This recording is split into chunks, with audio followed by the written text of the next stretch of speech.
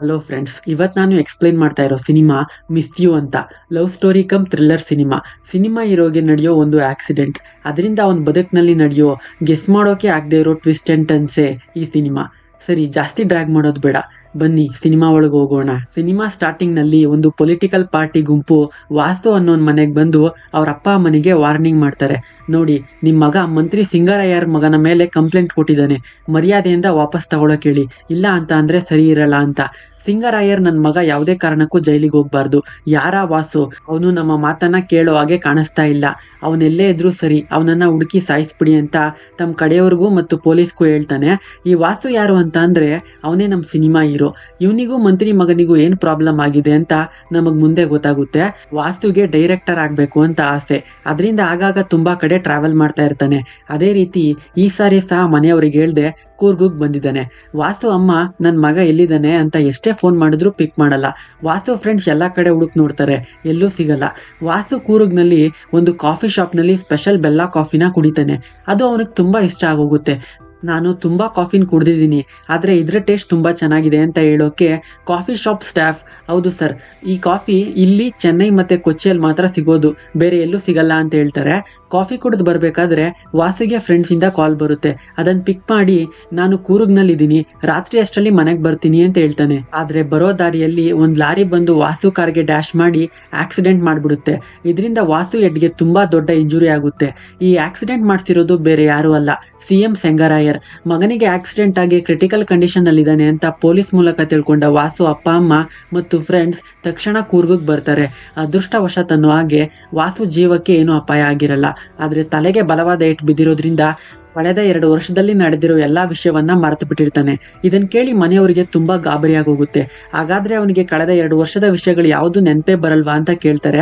Doctor ಹೇಳ್ತಾರೆ, ಅದಕ್ಕೆ ಈ ರೀತಿ ಕೇಸ್ನಲ್ಲಿ 99% ಜನಗಳಿಗೆ ಹಳೆಯ ನೆನಪುಗಳು ವಾಪಸ್ ಬಂದಿದೆ, ಆದ್ರೆ 1% ಜನಗಳಿಗೆ ಮಾತ್ರ ಆ ರೀತಿ ಬರ್ದೇ ಇರೋ ಉದಾಹರಣೆಗಳು ಕೂಡ ಇದೆ. ಅವನಿಗೆ ಯಾವಾಗ್ಲಾದ್ರೂ ನೆನಪು ಬರ್ಬೋದು ಅಂತ ಹೇಳ್ತಾರೆ. ವಾಸು ಬದುಕ್ಬಿಟ್ಟಿದ್ದಾನೆ ಅಂತ ತಿಳ್ಕೊಂಡ ಸೆಂಗರಾಯರ್ ಹಾಸ್ಪಿಟಲ್ಗೆ ಬರ್ತಾರೆ. ವಾಸುಗೆ ಆಕ್ಸಿಡೆಂಟ್ ಆಗಿ ಅವನಿಗೆ ಕಳೆದ 2 ವರ್ಷದಲ್ಲಿ ನಡೆದಿರೋದು ಯಾವುದು ನೆನಪಿಲ್ಲ ಅಂತ ಡಾಕ್ಟರ್ ಮೂಲಕ ತಿಳ್ಕೊತಾರೆ.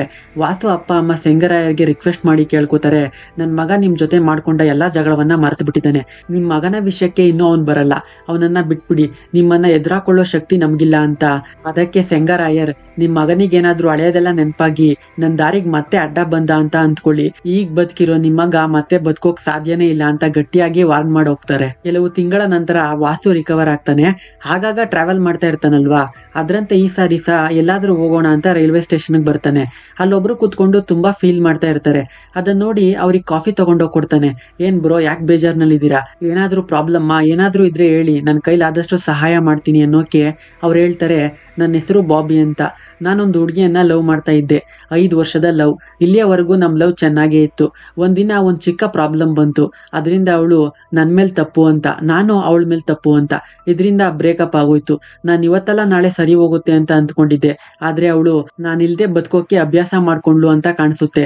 ಆದ್ರೆ ನನ್ ಕೈಲಿ ಆಗ್ತಾ ಇಲ್ಲ. ಅವಳನ್ನ ಕನ್ವಿನ್ಸ್ ಮಾಡೋದಕ್ಕೆ ತುಂಬಾ ಟ್ರೈ ಮಾಡಿದೆ, ಆದ್ರೆ ಯಾವ್ದು ಪ್ರಯೋಜನಕ್ಕೆ ಬರ್ಲಿಲ್ಲ ಅಂತಾನೆ. ಅದಕ್ ವಾಸು ಹೇಳ್ತಾನೆ, ಬ್ರೋ, ನೀವು ನಿಮ್ ಕೈಲಾದಷ್ಟು ಕನ್ವಿನ್ಸ್ ಮಾಡೋಕೆ ಟ್ರೈ ಮಾಡಾಯ್ತು, ಅಂದ್ಮೇಲೆ ನೀವ್ಯಾಕೆ ಫೀಲ್ ಮಾಡ್ತಾ ಇದ್ದೀರಾ, ಅದು ನಿಮ್ ತಪ್ಪಲ್ಲ. ಲವ್ ಲೈಫ್ ನಲ್ಲಿ ಒಂದು ಚಾಪ್ಟರ್ ಅಷ್ಟೇ, ನಮ್ ಲೈಫ್ ನಲ್ಲಿ ಇನ್ನೂ ತುಂಬಾ ಚಾಪ್ಟರ್ಸ್ ಇದೆ ಅಂತ ಮೋಟಿವೇಟ್ ಮಾಡ್ತಾನೆ. ಬಾಬಿಗೆ ಅರ್ಥ ಆಗುತ್ತೆ, ಹೌದಲ್ವಾ, ನಾನ್ ತುಂಬಾ ಟ್ರೈ ಮಾಡಾಯ್ತು, ಮತ್ತೆ ನಾನ್ ಯಾಕೆ ಯೋಚನೆ ಮಾಡ್ಬೇಕು, ಏನು ಟ್ರೈ ಮಾಡದೇ ಇರೋರು ತಾನೇ ಯೋಚನೆ ಮಾಡ್ಬೇಕು. ಬ್ರೋ, ಯಾರ್ ಬ್ರೋ ನೀವು, ಇಷ್ಟು ಸಿಂಪಲ್ ಆಗಿ ನನಗೆ ಅರ್ಥ ಮಾಡಿಸ್ಬಿಟ್ರಿ ಅನ್ನೋಕೆ ನನ್ನ ಹೆಸರು ವಾಸು ಅಂತ, ಹೀಗೆ ಎಲ್ಲಾದ್ರೂ ಹೋಗೋಣ ಅಂತ ರೈಲ್ವೆ ಸ್ಟೇಷನ್ಗೆ ಬಂದೆ, ಇಲ್ಲಿ ನಿಮ್ಮನ್ನ ನೋಡಿ ಹಾಗೆ ನಿಂತ್ಬಿಟ್ಟೆ ಅಂತಾನೆ. ಎಲ್ಲಿಗೋ ಹೋಗ್ತಾ ಇದ್ದೀರಾ, ಹಾಗಾದ್ರೆ ಬನ್ನಿ ಬೆಂಗಳೂರಿಗೆ ಹೋಗೋಣ, ನಾನು ಇರೋದಲ್ಲೇ. ಏನು, ಹಾಗಾದ್ರೆ ಬೆಂಗಳೂರಿಂದ ಇಲ್ಲಿಗೆ ಬಂದು ಫೀಲ್ ಮಾಡ್ತಾ ಇದ್ರಾ, ನಾನು ಅವಳು ಇಲ್ಲೇ ಮೊದಲನೇ ಸಾರಿ ಮೀಟ್ ಮಾಡಿ ಮಾತಾಡಿದ್ದು, ಅದಕ್ಕೆ ಅವಳು ನೆನಪು ಬಂದಾಗ್ಲೆಲ್ಲ ಇಲ್ಲಿಗೆ ಬರ್ತಾ ಇರ್ತೀನಿ. ಅದೆಲ್ಲ ಇರ್ಲಿ, ನೀವು ನನ್ನ ಜೊತೆ ಬೆಂಗಳೂರಿಗೆ ಬರ್ತಾ ಇದ್ದೀರಾ ತಾನೆ, ಬನ್ನಿ ಅಂತ ಮೀಟ್ ಮಾಡಿದ 2 ಗಂಟೆಯಲ್ಲೇ ಕ್ಲೋಸ್ ಆಗಿ ಬೆಂಗಳೂರಿನ ತನ್ನ ಅಪಾರ್ಟ್ಮೆಂಟ್ಗೆ ಕರ್ಕೊಂಡು ಬರ್ತಾನೆ. ಅಪಾರ್ಟ್ಮೆಂಟ್ ಗೇಟ್ ಹತ್ರ ಕೆಲವರು ಪ್ರೊಟೆಸ್ಟ್ ಮಾಡ್ತಾ ಇರ್ತಾರೆ. ಅದ್ರಲ್ಲಿ ಒಬ್ಳನ್ನ ವಾಸು ನೋಡ್ತಾನೆ. ನೋಡ್ತಾ ಇದ್ದಂತೆ ವಾಸುಗೆ ಅವಳ ಮೇಲೆ ಇಷ್ಟ ಆಗೋಗುತ್ತೆ. ಅವಳ ಹೆಸರು ಸುಬ್ಲಕ್ಷ್ಮಿ ಅಂತ. ಬಾಬಿ ಇಲ್ಲಿ ಒಂದು ಕಾಫಿ ಶಾಪ್ನ ರನ್ ಮಾಡ್ತಾ ಇರ್ತಾನೆ. ವಾಸುನ ಕರ್ಕೊಂಡು ಬಂದು ತನ್ನ ಕಾಫಿ ಶಾಪ್ನ ತೋರಿಸ್ತಾನೆ. ನಂತರ ಅಪಾರ್ಟ್ಮೆಂಟ್ ನ ಅಸೋಸಿಯೇಷನ್ ಮೆಂಬರ್ ಜೊತೆ ಸೆಕ್ರೆಟರಿ ಮೀಟಿಂಗ್ ಮಾಡ್ತಾ ಇರೋ ಜಾಗಕ್ಕೆ ಹೋಗ್ತಾರೆ. ಮೀಟಿಂಗ್ ನಲ್ಲಿ ಸೆಕ್ರೆಟರಿ ಹೇಳ್ತಾರೆ, ಡೀಸೆಲ್ ರೇಟ್ ಜಾಸ್ತಿ ಆಗೋಗಿದೆ, ಅದರಿಂದ ಮೇಂಟೆನೆನ್ಸ್ ಫೀಸ್ ನ ₹1000 ಜಾಸ್ತಿ ಮಾಡ್ತಾ ಇದ್ದೀವಿ. ಹಾಗೆ ಇನ್ನೊಂದು ಕಂಡೀಷನ್, ನಮ್ಮ ಅಪಾರ್ಟ್ಮೆಂಟ್ ನಲ್ಲಿ ಯಾರು ಪೆಟ್ಸ್ ನ ಸಾಕು ಆಗಿಲ್ಲ. ಇಲ್ಲಿ ಯಾರೋ ಒಂದು ಫ್ಯಾಮಿಲಿ ತಮ್ಮ ಮಗ ನಾಯಿ ಕೇಳ್ದ ಅಂತ ತಗೊಟ್ಬಿಟ್ಟಿದ್ದಾರೆ. ಅದು ನಮ್ಮ ಅಪಾರ್ಟ್ಮೆಂಟ್ ಸುತ್ತಾ ಇದೆ. ಅವರು ಆ ನಾಯಿಯನ್ನ ಇಲ್ಲಿ ಇಟ್ಕೊಳ್ಳೋ ಆಗಿಲ್ಲ. ನಮ್ಮ ಅಪಾರ್ಟ್ಮೆಂಟ್ ನಲ್ಲಿ ಯಾರು ಯಾವುದೇ ಪೆಟ್ಸ್ ನ ಸಾಕು ಆಗಿಲ್ಲ ಅನ್ನೋಕೆ ಅಲ್ಲಿದ್ದ ಸುಬ್ಲಕ್ಷ್ಮಿ ಸೆಕ್ರೆಟರಿಗೆ ಹೇಳ್ತಾಳೆ, ಆ ನಾಯಿ ನಿಮ್ಗೇನ್ ಮಾಡುತ್ತೆ? ಅದ್ರ ಜೊತೆ ಆ ಪುಟ್ಟ ಹುಡುಗ 2 ವಾರ ಇದ್ದಾನೆ. ಅವ್ನಿಗೆ ಎಷ್ಟು ಅರ್ಥ ಆಗುತ್ತೆ ಗೊತ್ತಾ? ಆ ನಾಯಿಯನ್ನ ಎಲ್ಲಾದ್ರೂ ತಗೊಂಡೋಗ್ಬಿಟ್ರೆ. ಅಲ್ಲ, ಈ ಅಪಾರ್ಟ್ಮೆಂಟ್ ನಲ್ಲಿ ರಾತ್ರಿ ಹೊತ್ತು ಸರಿಯಾಗಿ ಲೈಟ್ ಬರ್ತಾ ಇಲ್ಲ, ಸ್ವಿಮ್ಮಿಂಗ್ ಪೂಲ್ ಪೂರ್ತಿ ಕಸ, ವಾಚ್ಮ್ಯಾನ್ ಅರ್ಧ ದಿನ ಗೇಟ್ ಹತ್ರನೇ ಇರಲ್ಲ, ಅದ್ರಲ್ಲಿ ಬೇರೆ ₹1000 ಮೇಂಟೆನೆನ್ಸ್ ಚಾರ್ಜ್ ನ ಜಾಸ್ತಿ ಮಾಡ್ತಾ ಇದ್ದೀರಾ. ಇದೆಲ್ಲವನ್ನ ಬಿಟ್ಟು ಪೆಟ್ಸ್ ಹಾಕೋದು ನಿಮ್ಗೊಂದು ದೊಡ್ಡ ಪ್ರಾಬ್ಲಮ್ ಆಗೋಯ್ತಲ್ವಾ? ಡಸ್ಟ್ಬಿನ್ಗೆ ಹಾಕಿ ನಿಮ್ ರೂಲ್ಸ್ ಕಂಡೀಷನ್ ನ, ನಮ್ಮನ್ ಸ್ವಲ್ಪ ನೆಮ್ಮದಿಯಿಂದ ಇರೋಕ್ ಬಿಡಿ ಅಂತ ಹೇಳಿ ಹೊರಟೋಗ್ತಾಳೆ. ಅದನ್ನ ನೋಡಿದ ವಾಸುಗೆ ಸುಬ್ಲಕ್ಷ್ಮಿ ಮೇಲೆ ಇನ್ನಷ್ಟು ಇಷ್ಟ ಆಗೋಗುತ್ತೆ. ಮತ್ತೆ ವಾಸು ಸುಬ್ಲಕ್ಷ್ಮಿನ ಬಾಬಿ ಕಾಫಿ ಶಾಪ್ ನಲ್ಲಿ ನೋಡ್ತಾನೆ. ಬಾಬಿಗೆ ಸುಬ್ಲಕ್ಷ್ಮಿ ಪರಿಚಯ ಅಲ್ಪ ಸ್ವಲ್ಪ ಇರುತ್ತೆ. ಹೇಗಂತ ಅಂದ್ರೆ, ಸುಬ್ಲಕ್ಷ್ಮಿ ಒಬ್ಳು auditor, Bobby coffee shop accounts ನ ನೋಡ್ಕೊಳ್ಳೋದು ಇವಳೆ. ವಾಸು ಆ ದಿನ ಸುಬ್ಲಕ್ಷ್ಮಿನ ಮೊದಲನೇ ಸಾರಿ ನೋಡಿದಾಗ ಹಿಜಾಬ್ ಹಾಕೊಂಡಿರ್ತಾಳೆ. ಅದರಿಂದ ಇವಳು ಮುಸ್ಲಿಂ ಅಂತ ಅಂದ್ಕೊಂಡ್ ಬಿಟ್ಟಿರ್ತಾನೆ. ಆದ್ರೆ ಸುಬ್ಲಕ್ಷ್ಮಿ ಹಿಂದೂ ಅಂತ ಬಾಬಿ ಮೂಲಕ ತಿಳ್ಕೊತಾನೆ. ಹೀಗೆ ಒಂದಿನ ಸುಬ್ಲಕ್ಷ್ಮಿ ಕೋರ್ಟ್ಗೆ ಯಾವ್ದೋ ಕೆಲಸದ ಮೇಲೆ ಹೋಗ್ಬೇಕಾದ್ರೆ ಒಂದ್ ರೌಡಿ ಗುಂಪು ಸುಬ್ಲಕ್ಷ್ಮಿನ ಅಡ್ಡ ಹಾಕಿ, ನಿನಗ್ ಒಂದ್ಸಾರಿ ಹೇಳಿದ್ರೆ ಅರ್ಥ ಆಗಲ್ವಾ? ಬೇರೆ ಯಾರಿಗೂ ಹೆಲ್ಪ್ ಮಾಡೋಕ್ ಹೋಗಿ ನಿನ್ ಜೀವ ಕಳ್ಕೊಬೇಡ, ಕೊಡೋ ದುಡ್ಡನ್ನ ಇಸ್ಕೊಂಡು ಹೋಗ್ತಾ ಇರು, ನಮ್ ದಾರಿಗೆ ಅಡ್ಡ ಬರ್ಬೇಡ ಅಂತ ಥ್ರೆಟನ್ ಮಾಡ್ತಾ ಇದ್ದಾರೆ. ಅದನ್ನ ನೋಡಿ ಕೇಳೋಕ್ ಬಂದ ಬಾಬಿ ಮೇಲೂ ಕೈ ಮಾಡ್ತಾರೆ. ಆಗ ಅಲ್ಲಿಗೆ ವಾಸು ಬರ್ತಾನೆ. ರೌಡಿ ಗ್ಯಾಂಗ್ಗೆ ಹೊಡೆದು 2ರನ್ನ ಓಡಿಸ್ತಾನೆ. ಆದ್ರೆ ಹೊಡೆದಾಟದಲ್ಲಿ ಕೈಗೆ ಸ್ವಲ್ಪ ಗಾಯ ಆಗ್ಬಿಡುತ್ತೆ. ಅದರಿಂದ ಸುಬ್ಲಕ್ಷ್ಮಿ ವಾಸು ಮತ್ತು ಬಾಬಿನ ತನ್ನ ಫ್ಲಾಟ್ ಕರ್ಕೊಂಡೋಗಿ ಫಸ್ಟ್ ಏಡ್ ಮಾಡ್ತಾಳೆ. ಬಾಬಿ, ನಿಮ್ಗೂ ಆ ರೌಡಿ ಗ್ಯಾಂಗು ಏನ್ ಪ್ರಾಬ್ಲಮ್ ಅಂತ ಕೇಳಿದಾಗ ಸುಬ್ಲಕ್ಷ್ಮಿ ಹೇಳ್ತಾಳೆ, ಏನೂ ಇಲ್ಲ, ಒಂದು ಪರ್ಸನಲ್ ಪ್ರಾಬ್ಲಮ್ ಅಷ್ಟೇ ಅಂತ.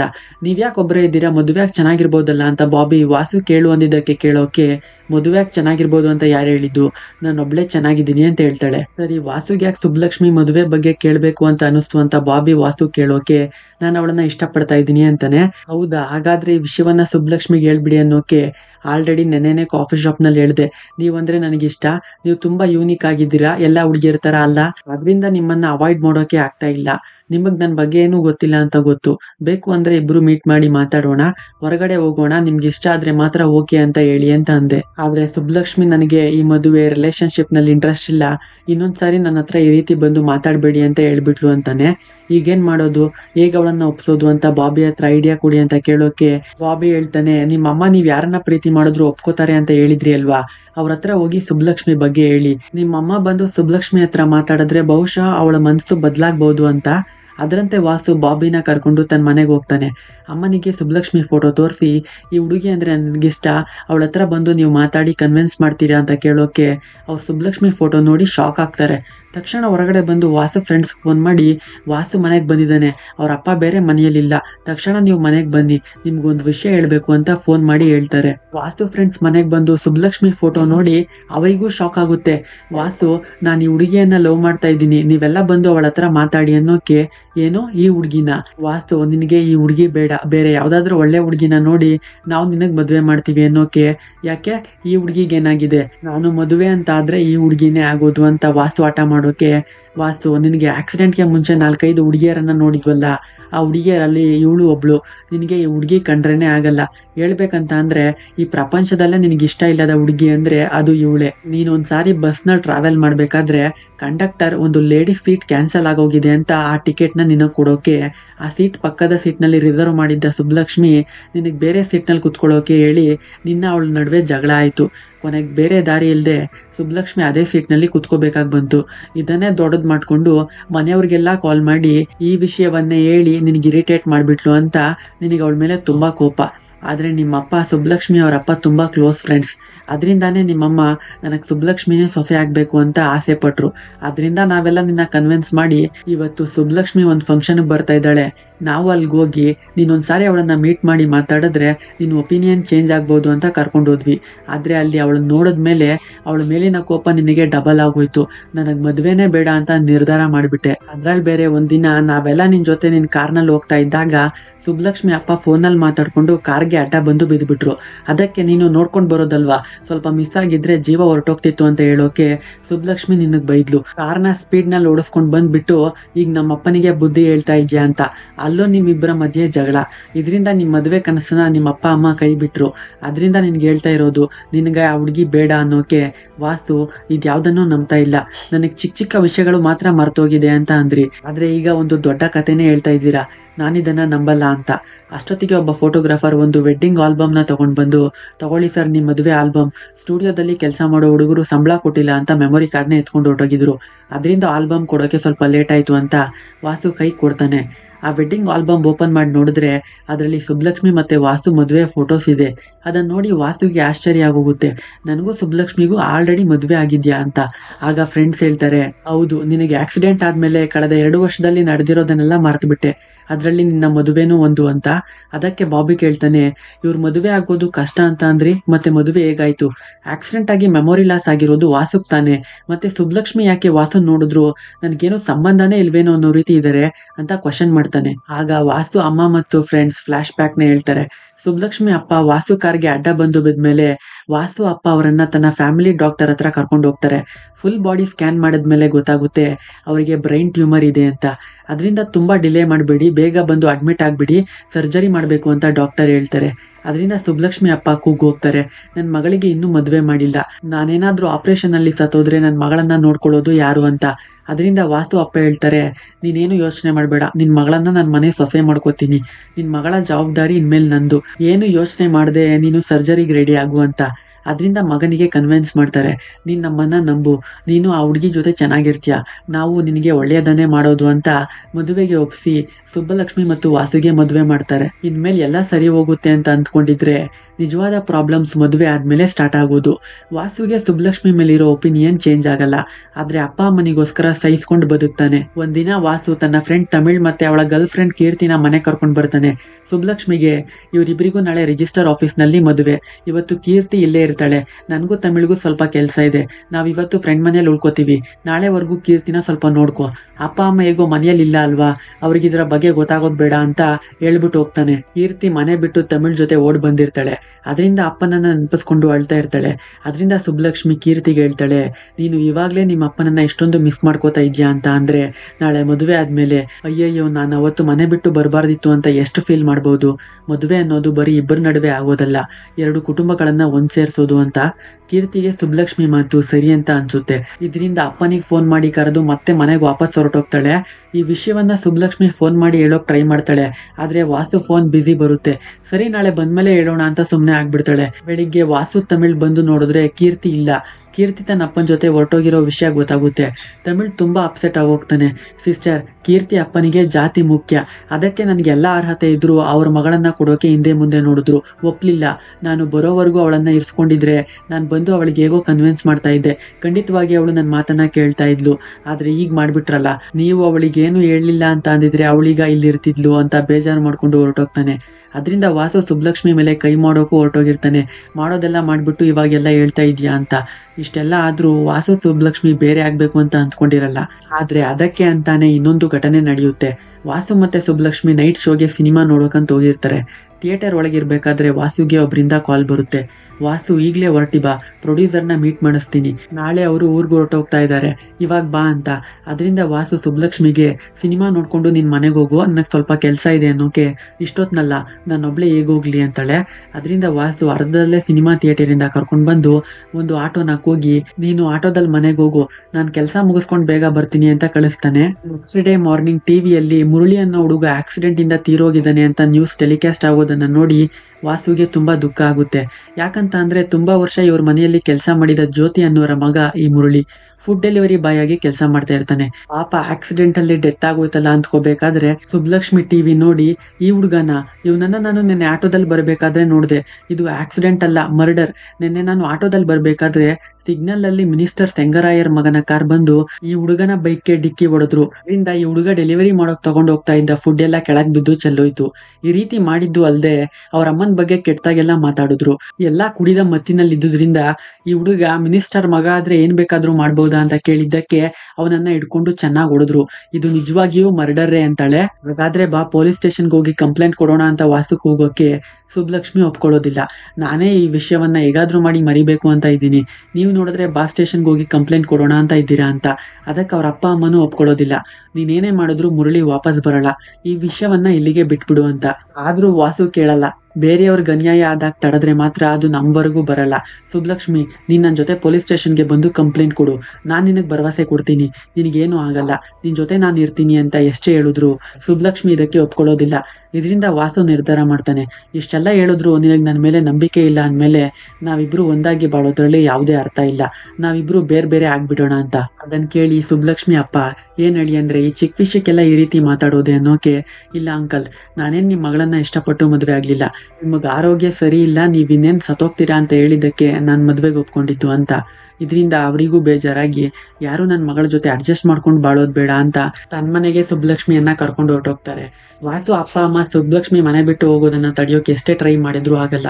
ಸ್ವಲ್ಪ ದಿನ ಆದ್ಮೇಲೆ ಎಲ್ಲ ಸರಿ ಹೋಗುತ್ತೆ ಅಂತ ಅಂದ್ಕೊಂಡ್ರೆ ವಾಸುನು ಕಾಂಪ್ರಮೈಸ್ ಆಗಲ್ಲ, ಸುಬ್ಲಕ್ಷ್ಮಿನೂ ಕಾಂಪ್ರಮೈಸ್ ಆಗಲ್ಲ. ಕೊನೆಗೆ ಇಬ್ಬರಿಗೂ ಡೈವರ್ಸ್ ಆಗುತ್ತೆ. ಇದೇ ಸಮಯಕ್ಕೆ ಸರಿಯಾಗಿ ವಾಸುಗೆ ಆಕ್ಸಿಡೆಂಟ್ ಆಗೋಕೆ ಕಳೆದ 2 ವರ್ಷದಲ್ಲಿ ನಡೆದಿರೋದನ್ನೆಲ್ಲ ಮರ್ತೋಗ್ತಾನೆ. ಮದುವೆ ಆಗಿರೋದು, ಸುಬ್ಲಕ್ಷ್ಮಿನೇ ನನ್ನ ಹೆಂಡತಿ ಅನ್ನೋದು ಎಲ್ಲವನ್ನ ಮರ್ತೋಗಿರ್ತಾನೆ. ಇದೆಲ್ಲವನ್ನ ಹೇಗಾದ್ರೂ ಮಾಡಿ ಹೇಳ್ಬೇಕು ಅಂತ ಮನೆಯವರು ಫ್ರೆಂಡ್ಸ್ ಎಲ್ಲ ಟ್ರೈ ಮಾಡ್ತಾರೆ. ಆದ್ರೆ ವಾಸು ಹಳೆಯದನ್ನೆಲ್ಲ ಮರೆತು ಸಂತೋಷವಾಗಿರೋದ್ರಿಂದ ಅವ್ರಿಗೆ ಹೇಳೋ ಮನಸ್ಸು ಬರಲ್ಲ. ಆದ್ರೆ ಸುಬ್ಲಕ್ಷ್ಮಿಯನ್ನೇ ಮರೆತು ಅವಳ ಹತ್ರನೇ ಹೋಗ್ತಾನೆ ಅಂತ ಯಾರು ಅಂದ್ಕೊಂಡಿರಲ್ಲ. ಈಗ ಇದನ್ನೆಲ್ಲ ತಿಳ್ಕೊಂಡ ವಾಸುಗೆ ಏನ್ ಮಾಡ್ಬೇಕು ಅಂತ ಗೊತ್ತಾಗಲ್ಲ. ಅದಕ್ಕೆ ಬಾಬಿ ಹೇಳ್ತಾನೆ, ಬ್ರೋ ಜಾಸ್ತಿ ಯೋಚನೆ ಮಾಡಿ ಕನ್ಫ್ಯೂಸ್ ಆಗ್ಬೇಡಿ, ಬನ್ನಿ ಬೆಂಗಳೂರಿಗೆ ಹೋಗೋಣ, ಏನೇ ಆದ್ರೂ ಸರಿ ನೋಡ್ಕೊಡೋಣ ಬನ್ನಿ ಅಂತ ಕರ್ಕೊಂಡು ಹೋಗ್ತಾನೆ. ವಾಸು ಬೆಂಗಳೂರಿಗೆ ಬಂದ್ಮೇಲೆ ಸುಬ್ಲಕ್ಷ್ಮಿನ ಮೀಟ್ ಮಾಡ್ತಾನೆ.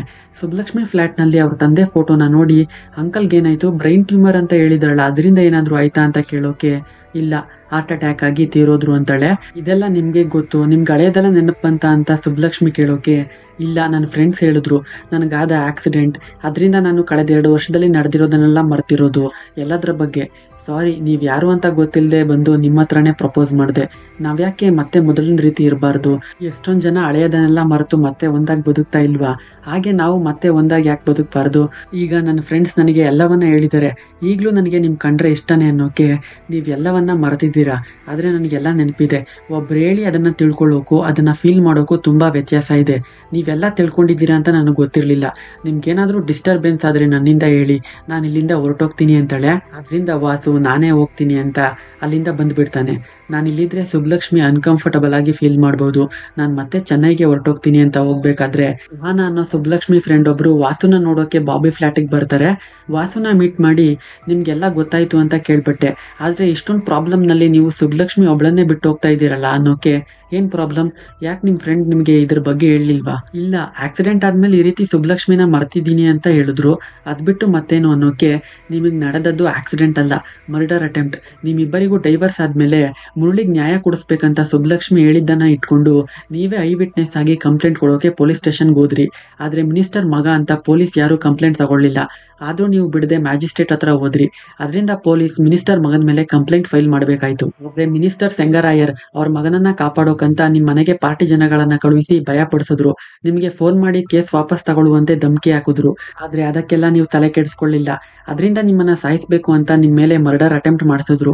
ಅದೇ ನಿಮ್ಗೆ ನಡೆದ ಈ ಆಕ್ಸಿಡೆಂಟ್. ನಿಮ್ಗೆ ಮೆಮೊರಿ ಲಾಸ್ ಆಗಿ ಹಾಸ್ಪಿಟಲ್ ನಲ್ಲಿ ಇದ್ದಾಗ ನಿಮ್ಮ ನೋಡೋಕೆ ಸುಬ್ಲಕ್ಷ್ಮಿ ಬಂದಿದ್ಲು, ನಿಮ್ಮನ್ನ ನೋಡಿ ತುಂಬಾ ಗಿಲ್ಟ್ ಫೀಲ್ ಆದ್ಲು, ಅವತ್ತು ನೀವು ಕರೆದಾಗ ನಾನು ಹೋಗ್ಬೇಕಾಗಿತ್ತು, ನಾನು ಅವತ್ತು ಅವ್ರ ಜೊತೆ ಹೋಗಿದ್ರೆ ಬಹುಶಃ ಇದೆಲ್ಲ ನಡೀತಾ ಇರ್ಲಿಲ್ಲ, ನಾನ್ ಸುಮ್ನೆ ಬಿಡಲ್ಲ, ಅವ್ರು ಮಾಡ್ಬೇಕು ಅಂತ ಅಂದ್ಕೊಂಡಿರೋದನ್ನ ನಾನ್ ಮಾಡ್ತೀನಿ ಅಂತ ನೀವು ಅಪಿಯರ್ ಆಗದೆ ಇರೋದ್ರಿಂದ ಕ್ಲೋಸ್ ಆಗಿದ್ದ ಮುರಳಿ ಮರ್ಡರ್ ಕೇಸ್ ನ ಸುಬ್ಲಕ್ಷ್ಮಿ ರೀಓಪನ್ ಮಾಡಿಸಿದ್ಲು. ಆಪೋಸಿಟ್ ಪಾರ್ಟಿ ಕೂಡ ಈ ಕೇಸ್ ನಲ್ಲಿ ಇಂಟರ್ಫಿಯರ್ ಆಗಿದ್ರಿಂದ ಕೇಸ್ ಬೆಂಗಳೂರಿಗೆ ಟ್ರಾನ್ಸ್ಫರ್ ಮಾಡಲಾಯಿತು.